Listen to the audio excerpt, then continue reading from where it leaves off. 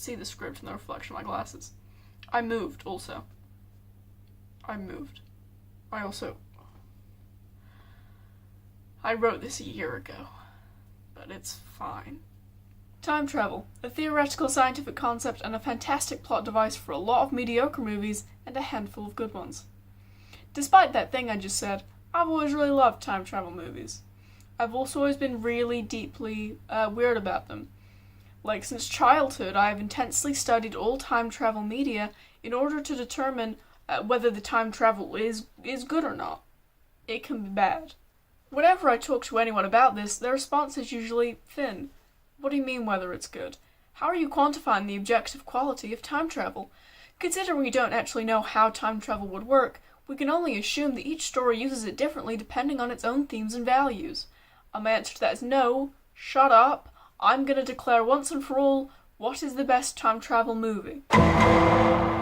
Or TV show, or single episode of TV, or we don't have any games in here, but there could be games in here. Of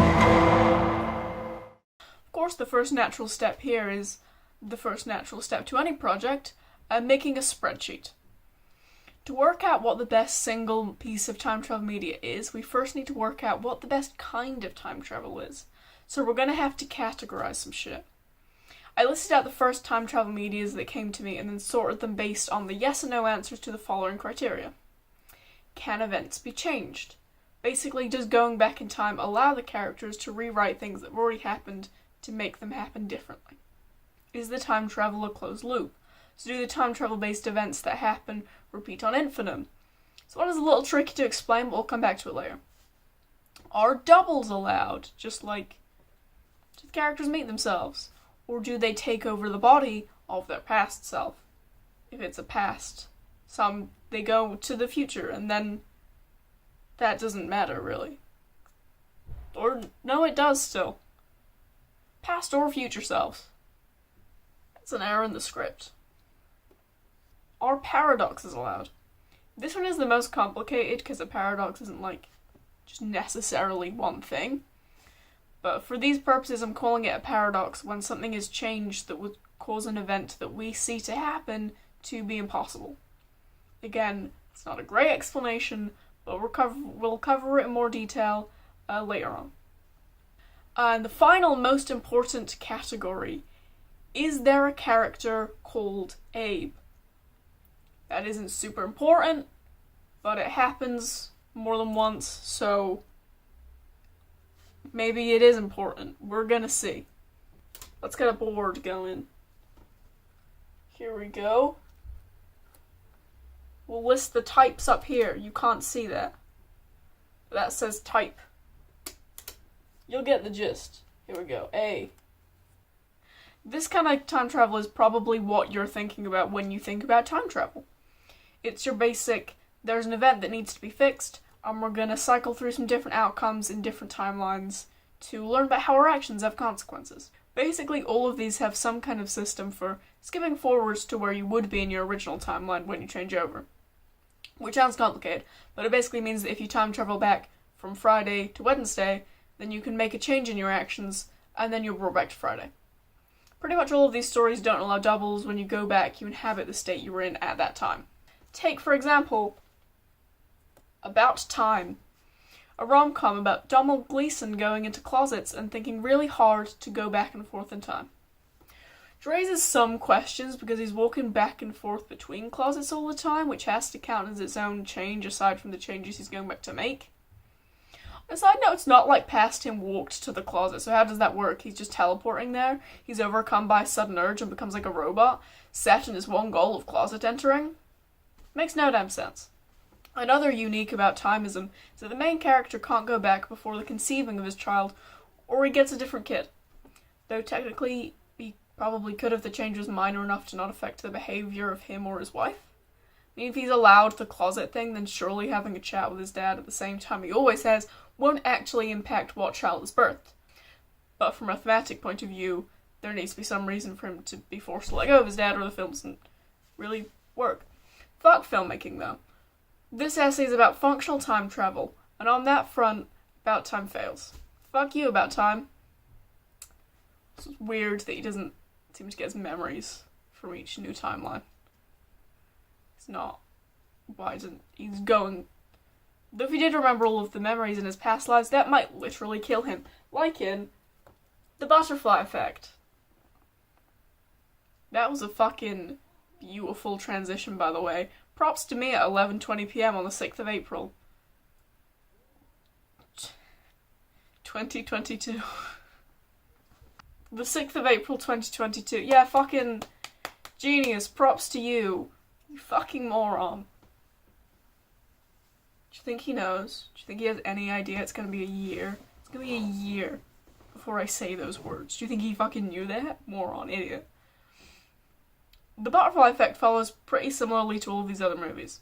Main character goes back to different points in his life, changes things, realizes everything is worse, and tries to change something else until he gets to the perfect change.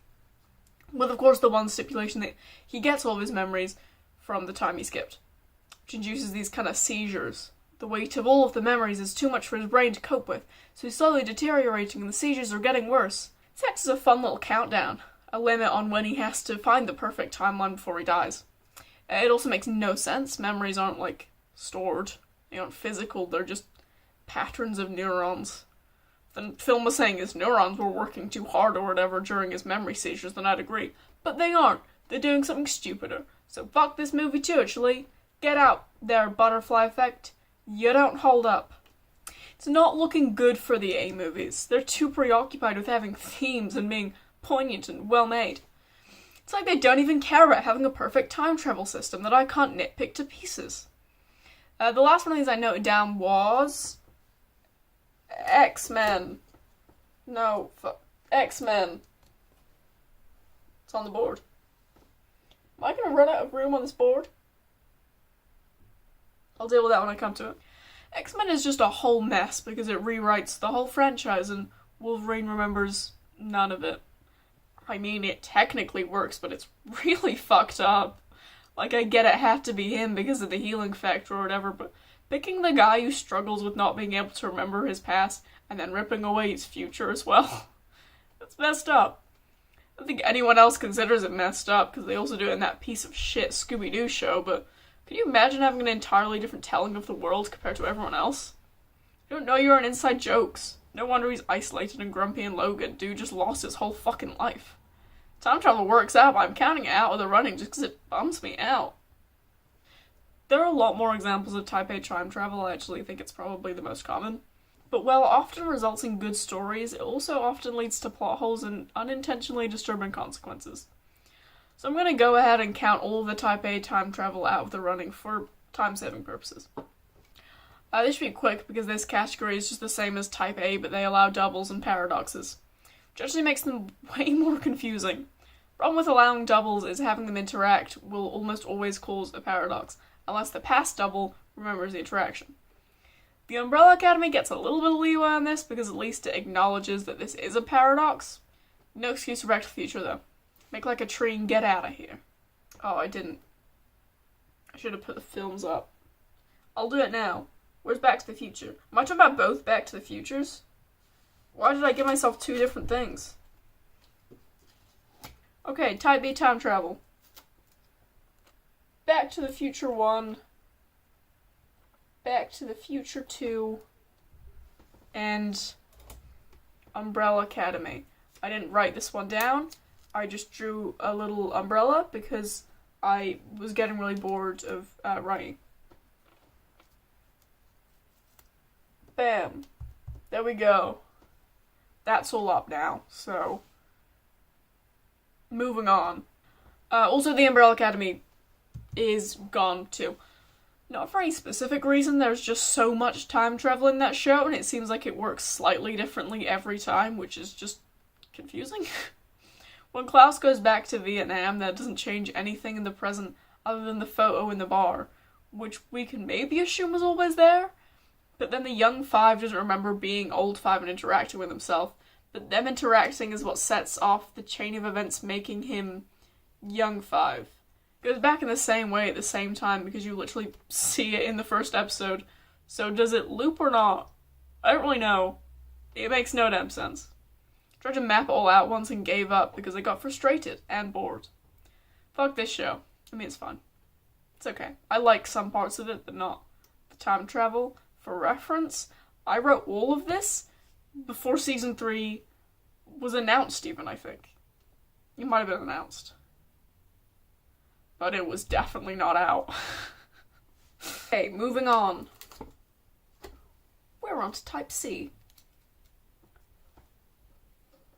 Bam. I hope you're following so far, because it's about to get really, really complicated. Where are they got? There we go.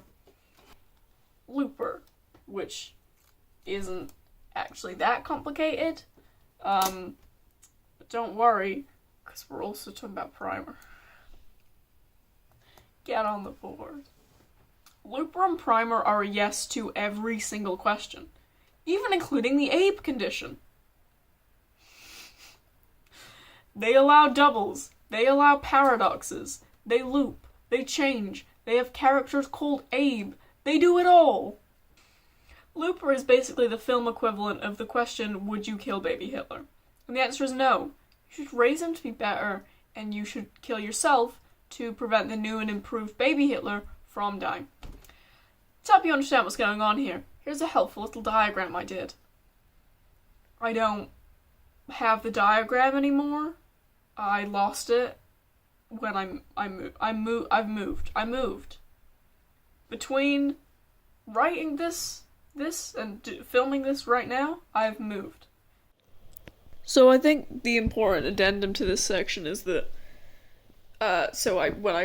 between writing it and filming it, I moved, and then between filming it and editing it, I've moved again. I've moved twice. I've moved 2 times in the time it's taken me to make this fucking video. Maybe I won't finish editing it today. Maybe it'll be 4 years and I'll be in a new flat. This is like I'm losing my mind how long it's taken me. If this, it's the 3rd of July, 2023. I'm just putting a date out there because I really want to fucking know if it's gonna be. When's it gonna be when it's on the internet? You know, by the time it's done, how long will it have been? This is an important subplot in the video to me because it's about time travel, and I'm traveling through time, only forward, but great distances, great from the beginning to end of this. So there you go. That's my addendum. I've moved. I have another tattoo. I got several haircuts. I don't remember when this was filmed, but it was at least 6 months ago. It's deeply, deeply funny. Sorry, go back to... Pick it up, old Finn, or younger Finn. I've also aged a year. Pick it up, go.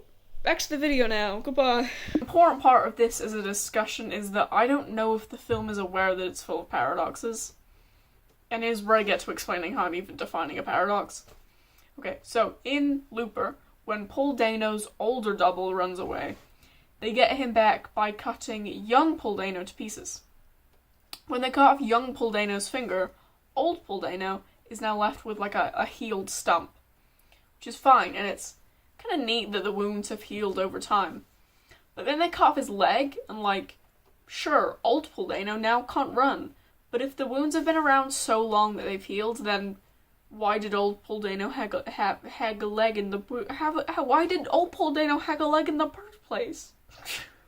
They're actually cutting off young Paul Dano's leg, then old Paul Dano wouldn't have been able to run away at all. He never would have been able to run away. That's a paradox. They kind of try to cover this by establishing that the older incarnation of the main character, Old Joe, is losing the memories of his old life the more young Joe changes the timeline. But since this isn't reflected in a material way, it kind of falls flat. Looper isn't concerned with its time travel making no sense, though. Old Joe literally says at one point, "Don't worry about the time travel." I wouldn't have even included it in this list if I didn't think it would help in tackling the next film we're going to talk about. Primer. Talking about films that hadn't come out or I hadn't seen by the time I was writing this, this is also how the time travel in the Adam Project works. Just to fucking re-establish people. You probably know that. That's not that hard to work out, but that's the same as this one as well. Kind of. Yeah, it is. It is, but it's done in like a sillier way or whatever. Remember my looper diagram? No, because it's gone. I didn't show you a looper diagram. But that's in the script, so I'm like sorry or whatever, but I'm gonna have to fucking say that. So my looper diagram, when I still had it, was a little confusing, but it was small and pretty easy to get your head around. The diagram I had to make to understand what happened in Primer was an A3 sheet of paper with sprawling webs covering every inch of it. There was writing fucking over other writing. It was the worst, like, visual experience of anyone's life. The following is an ancient video clip from the first version of this video that I filmed when I still did have the diagram. So, here you go. Here is the almighty, the sacred, the thing I can't shut up about, the Primer diagram. Look at this! No film should make me do this! The thing with Primer is that we never actually see, like, the first timeline. When the time travel bit starts, we're already 2 Abes and at least 3 Aarons in. Which makes no sense if you haven't seen Primer, but fucking bear with me. It also makes it close to impossible to put together an accurate timeline without a lot of speculation. It also has the same paradox issues as Looper, except the paradoxes in Primer have the consequences of making the characters fatigued and insane. But that only further complicates things, because now you're trying to piece together a story with whole chunks missing, and the chunks you have are being told to you by an unhinged and incredibly unreliable narrator.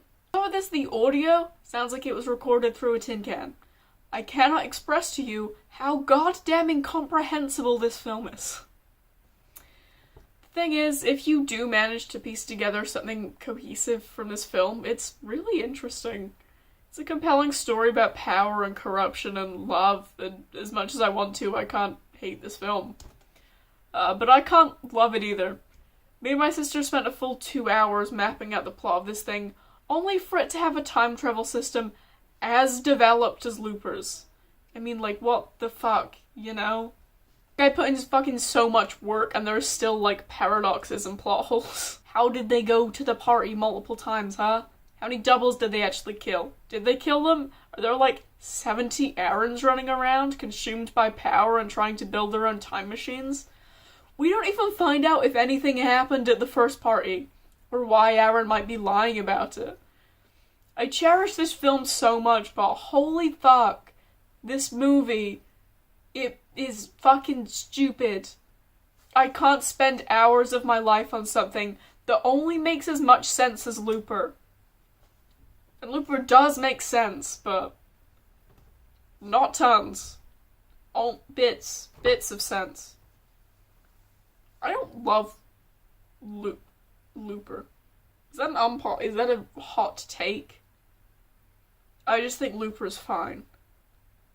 I think Looper is just okay. Fuck the Type C movies. They're all just complicated enough to confuse normal people into thinking they make sense, and to make nerds like me dedicate hours towards them, only for it to not fucking matter. In the script, I then say I do really like both of these films, though, which isn't true. I think Looper is boring, and I feel every named emotion?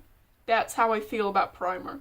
If you combined all of them, I have a more complicated relationship with Primer than I do with any of the real people in my life. Okay, before we get to the final type of time travel, I want to dedicate a little bit of a moment to fucking the tape is stuck again. To some fringe cases. There's a question mark here. That's how I'm expressing they are fringe, confusing cases. These are films that are unlike any other in terms of their time travel systems, and trust me, that is not a good thing.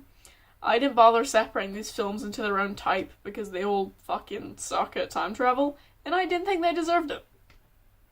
Honestly, I barely think they deserve to be called time travel movies. Like, they are movies that include time travel, so by definition they are time travel movies, and I feel an obligation to talk about them. Which is insane because I haven't mentioned that Harry Potter shit once. First film on the docket for these ones. Your Name. Your Name, great movie, tons of fun. I don't think I know what happens. I don't think I know what happens in it. I read so many charts explaining the timeline, and they kept almost making sense to me, but then I realized they actually didn't make sense at all. Like, it's difficult because there's both time travel and body switching, and the time travel thing is a plot twist, so the film really doesn't focus on it, but like, it is there, so I don't have to talk about it, but I don't get how long they were switching for. Years? That doesn't seem right, but I mean, it is right, like, it just absolutely is what happens. I don't think it adds up, though. And again, I understand Primer. I did understand, at a time in my life, which isn't now, I understood Primer. I have never understood Your Name. I've seen it, I think, twice. I've only watched Primer once, which is fucking insane, by the way. A time travel movie not adding up to me isn't a case of me being an idiot. I am, but not about time travel movies. Honestly, I've spent so long working on this script and just watching time travel shit again and again, I think fictional time travel might be the only thing that does make sense to me anymore. But anyway, not Your Name doesn't make sense to me. It's really hard, largely because it being a body swapping movie makes it really hard to decide if doubles are allowed. I mean, technically, yeah, right? Like, the guy must exist as a child in the past that he's traveling to, but I don't actually have any evidence of that. I'm literally just guessing. And is it even really a double since his body isn't actually present? Counting this movie out just because it broke my spreadsheet, and that is an unforgivable crime. This stands for Meet the Robinsons. I didn't want to have to write it all out. There you go. Meet the Robinsons has two different time travel systems. One for Goober and one for the main kid, who I think is probably called Will? Or Joe, maybe? Something like that. This also broke my spreadsheet because I didn't know which timeline I should be answering the questions for. One system is Type A and the other is Type D, which again, we will get to later. These two systems interact at points, which messes up the Type D time travel and makes it stop functioning as Type D time travel. It becomes a weird mess, which is frustrating to me. Do you know how long I spent on this spreadsheet? How dare you, Meet the Robinsons? How dare you? Okay, sorry, I just fucking shifted everything between the last one in here, so I'm gonna be looking at a different... I know I'm not looking at the camera most of this video, it's because I have to fucking read, and I don't have, like, a teleprompter, because I'm not rich. Anyway, we're talking about Endgame. I don't want to, though. I don't want to. Straight up, I don't even want to talk about Endgame. See, I don't want to. But I feel like I have to because people keep fucking telling me it makes sense, and it doesn't. It was like the biggest film ever made, so I'm just gonna assume you already know the plot. Was it the biggest film ever made? Are we lying? Are we lying on the internet for fun? Don't do that. The first question is, where are they going back to? Because I thought it was a parallel timeline, but since this takes place before Loki, that literally isn't possible.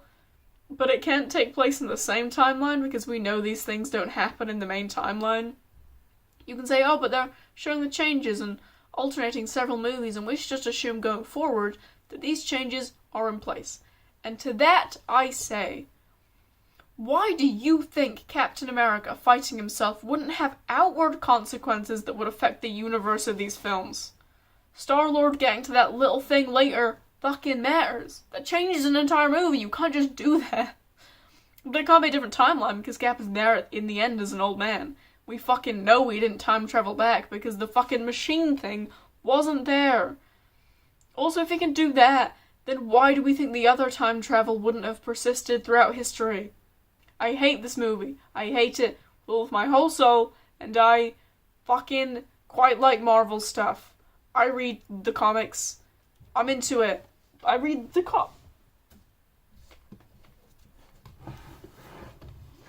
I read the comics. You think these make much more sense? No, but they're more fucking fun. Okay. We're here. We've arrived. It's the holy grail of time travel. Type D. Now, Type D time travel is doubles, it's loops, it's no paradoxes, and it's fun as hell. It also makes so much sense. It makes enough sense that in the Doctor Who episode Blink, which I can see the card for now because there's only like 3 of them on here, in the Doctor Who episode Blink, stick, there we go. In the Doctor Who episode Blink, they actually have the Doctor sit down and explain it. There is no loop or don't worry about time travel bullshit. This is time travel for the time travel fans. Type D time travel can be defined by the idea that everything that happens has already happened and will always happen. You can't change the timeline, you can only fulfill its almighty wishes. As the Doctor explains in Blink. If you need a fucking better explanation of Type D time travel, just fucking look up. Just watch Blink, and you'll get it. And I'm doing you a favor, because that's a very good episode of TV. I think the most satisfying use of this is in Blink, baby. Throughout the beginning, you see parts of this tape of the Doctor having one half of a conversation. It doesn't make sense until the main character of the episode sits down and realizes that her reaction to what he's saying is the other half of the conversation. Fascinated by this, the other character starts filling in her side of the transcript.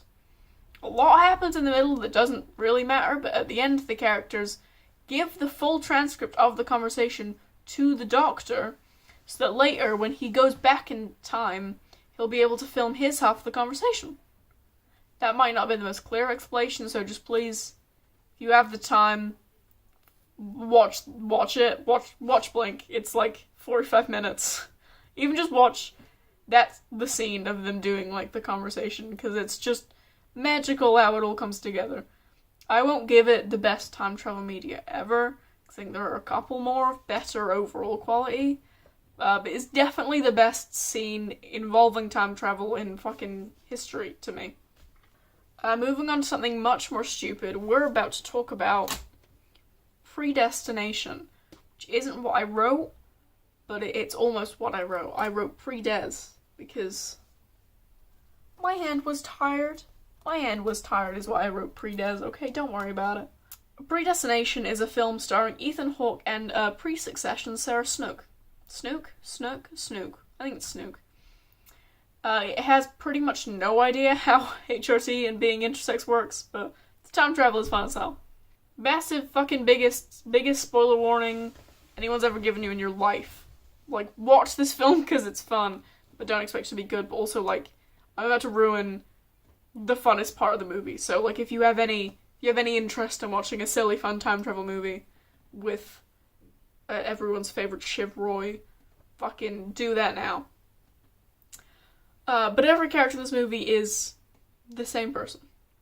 At one point, a couple that is the same person with a sex change has a baby who is also them as a baby. And they get together because of an even older version of them, played by Ethan Hawke, because they're also a different guy who shows up at one point to have his face burnt off by one version of the main character. But the face burnt guy is the main character who eventually becomes Ethan Hawke. It's fucking wild. I can't even begin explaining some of the shit that happens in this movie. But it does in fact work out seamlessly. It's not a great film, but it is a case in how Type D time travel isn't about making a boring, functional kind of time travel. It can also be fun. Kick back and have a beer with the guys. Anyway, I said in the script don't watch that film, but do watch that film. Fucking definitely watch Final Destination, but also watch Predestination.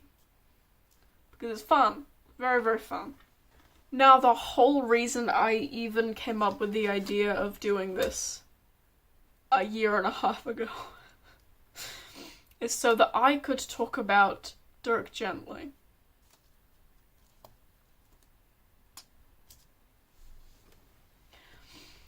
It's genuinely probably one of my favorite shows ever made, and it's, like, very niche. I mean, I know, like, 2 other people who've seen it, and one of them was because I introduced them to it. Obligatory fuck Max Landis, but this show has the best time travel ever in the whole wide world. I think a lot of that is due to it being a mystery show. A lot of the other films and shows here fail because the time travel gets in the way of the story or the morals, but Dirk Gently is built on it. You're allowed to see Todd seeing himself at the start because it adds to the mystery. That's something you need to work out throughout the show rather than it being confusing. One of the problems with this kind of time travel is that it implies everything is predetermined, which removes free will from its characters. Which can sometimes have weird implications, but Dirk Gently is already built on an idea of fate. So of course no one has free will in that universe. That's a given for our suspension of disbelief already, so the time travel doesn't get in the way. I so desperately want to just ascribe the plot of the first season here, and how the time travel works, and how clever its loop is, but I do think it's better to just watch it. I don't even have to think about declaring this the best time travel story in all of media. It just uses it so perfectly, and so cleanly. Time travel gets a rep for being confusing, but it really doesn't have to be. This show is super easy to follow, more so than fucking Primer. And the time travel in Primer doesn't even really work out. So that's really my final thesis statement on time travel. Watch Dirk Gently. Do yourself a favor. No one's seen that show, so you can also look like you know a bunch of indie stuff to your friends. Plus Elijah Wood is in it. And Elijah Wood's always fucking fun. Everyone only knows him from Lord of the Rings. But you could know him from this, so when people say, oh, you know Elijah Wood, you'll be like, oh yeah, I know Elijah Wood from this little indie show that they made. The guy made it sucks, though. But he also made Chronicle, but he's a bad man. I have another card here. I know that seems like the end of the video, but I have another thing to talk about. So, the late Philip J. Fry is an episode of Futurama where the professor invents a forward time machine. In testing the time machine, they go too far forward and spend the episode trying to find a backwards time machine in the future. It's a little difficult to categorize, but it does work out as being type D because they go to the end of the universe and then the universe repeats exactly the same. They repeat the universe, I think, 3 times throughout the episode, so, I mean, in terms of free will, this is definitely a whole thing. The whole universe, every second of an infinite existence, repeats, probably an infinitum, which is, like, kind of horrifying, right? The idea of the universe, the entire universe, everything in existence. That's already a mind-breaking idea. But then repeat that forever. Take the infinite concept of time and double its infinity, or I guess fucking infinity its infinity. God, in the universe of Futurama, is a nebula. So God is a material part of the universe that is also presumably being repeated over and over again. So whatever is repeating the universe can only be a more infinite God. Why does it all happen the same way? If there was a second Big Bang after the universe was over, then that would be one thing. But it's the same? Even Uzumaki, which is behind me over here, that kind of works out super nicely. Even the horror of that, it's the same kind of horror, by the way, that, like, cosmic, there's an infinitely, spoiler for Uzumaki, that there's an infinitely repeating thing that just happens again and again and again, and there's no controlling it, there's no stopping it. That's just it's just horrors condensed into an infinite loop. They'll never end. You can never escape them. That's fucking life in the universe of Futurama. It repeats endlessly, apparently. And also, okay, the final episode, after it aired, they go back in time to before the professor conceived of this time machine, and right after that, Comedy Central aired the pilot of Futurama, So that's not only one infinite looping universe, but that's an infinite looping universe inside an infinite looping universe. Do you know how insane that is? That's why I couldn't cover this in terms of fucking all of this other bullshit. What's happening here? This is the vastest scale anyone has ever done sci-fi on that I'm aware of, and I've read Dune. So, like, wow. We don't talk about it. No one is saying this. No one is saying what I'm saying. And that is real. That's real fucking... Oh my god. I can't think about this. This is horror. This is horror content. Anyway, and then I found out they're making 20 more episodes. So the whole kind of infinite repeating loop thing, if that doesn't really matter, and that's not really a thing anymore. So, fucking, we're all good. You're safe from the horrific implications of Futurama. Here's the board at the end, by the way. Just so we can all see that. I spent a lot of time on this.